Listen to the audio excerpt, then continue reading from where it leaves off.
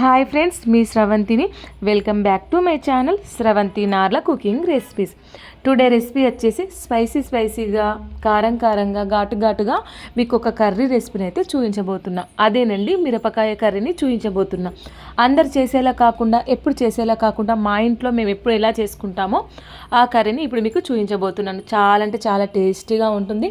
3-4 days వరకు అసలే పాడవదు. వేడి అన్నంలోకి అయినా చపాతీకైనా చాలా బాగుంటుంది. మీరు కూడా ఈ వీడియోని చూసి తప్పకుండా ట్రై చేయండి. కాబట్టి వీడియోని ఎక్కడ కూడా స్కిప్ చేయకుండా ఫస్ట్ నుంచి లాస్ట్ వరకు చూడండి. మీకైతే అర్థమైపోతుంది ఈ కర్రీ రెసిపీ అనేది ఎలా ఉంటుందో. ఇక్కడ నేనైతే ఒక 250 గ్రాముల వరకు పచ్చిమిర్చిని అయితే తీసుకుంటున్నాను. పచ్చిమిర్చి చాలా రకాలుగా ఉంటాయి కదా. కొంచెం పచ్చిమిర్చి కర్రీకి ఇలా మంచిగా కొంచెం మందంగా ఉండే మిరపకాయలను అయితే తీసుకోవాలి. ఈ విధంగా అనేది కర్రీ అనేది చాలా టేస్టీగా ఉంటుంది.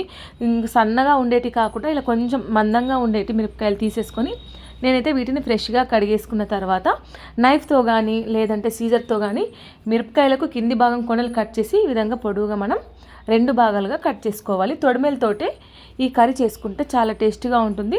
తొడిమెలతోటే ఈ కర్రీని చేసేసుకోవాలి. అన్నీ ఇదే విధంగా కట్ చేసుకుని పక్కన పెట్టేసుకోవాలి.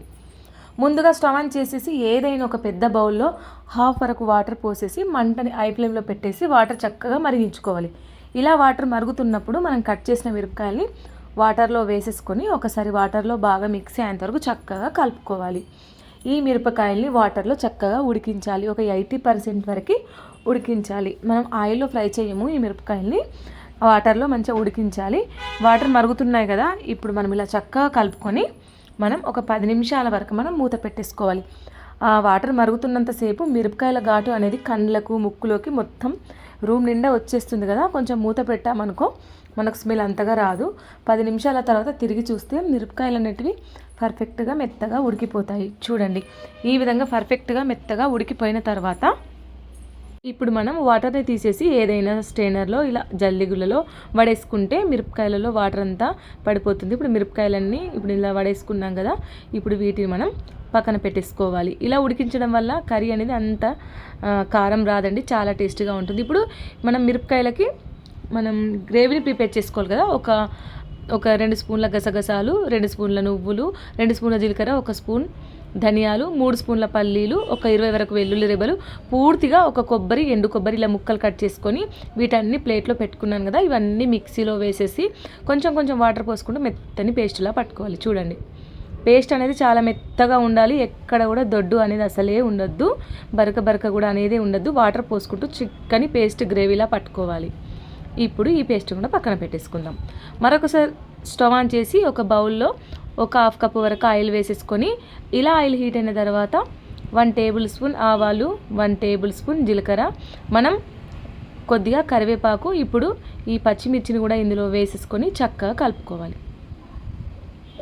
ఈ ఒక ఆయిల్లో ఈ పచ్చిమిర్చిని ఉడికించాం కదా వాటర్లో, ఒక 10 నిమిషాల వరకు ఆయిల్లో ఫ్రై చేసుకున్న తర్వాత 1 టేబుల్ స్పూన్ పసుపు కూడా వేసేసుకొని చక్కగా అంతా కలిసే విధంగా కలుపుకోవాలి. కలుపుకున్న తర్వాత ఇప్పుడు మనం ఇక్కడ ఈ పచ్చిమిర్చికి రుచికి సరిపడా సాల్ట్ వేసేసుకోవాలి. ఇలా మనం మంచిగా సాల్ట్ వేసేసుకున్న తర్వాత ఇప్పుడు పట్టుకున్న పేస్ట్ మొత్తం ఇందులో వేసేసుకోవాలి. ఇప్పుడు ఈ పేస్ట్ అనేది మొత్తం మనం వేయించి తీసుకోలేం, డైరెక్ట్గా పచ్చిదే తీసుకున్నాం కాబట్టి ఇప్పుడు ఈ గ్రేవీకి సరిపడా ఇందులో వాటర్ కూడా పోసేసుకొని చక్కగా ఈ పేస్ట్ అంతా ఆయిల్లో చక్కగా పచ్చివాసన పోయి ఫ్రై అయ్యేంత వరకు చక్కగా కలుపుకోవాలి.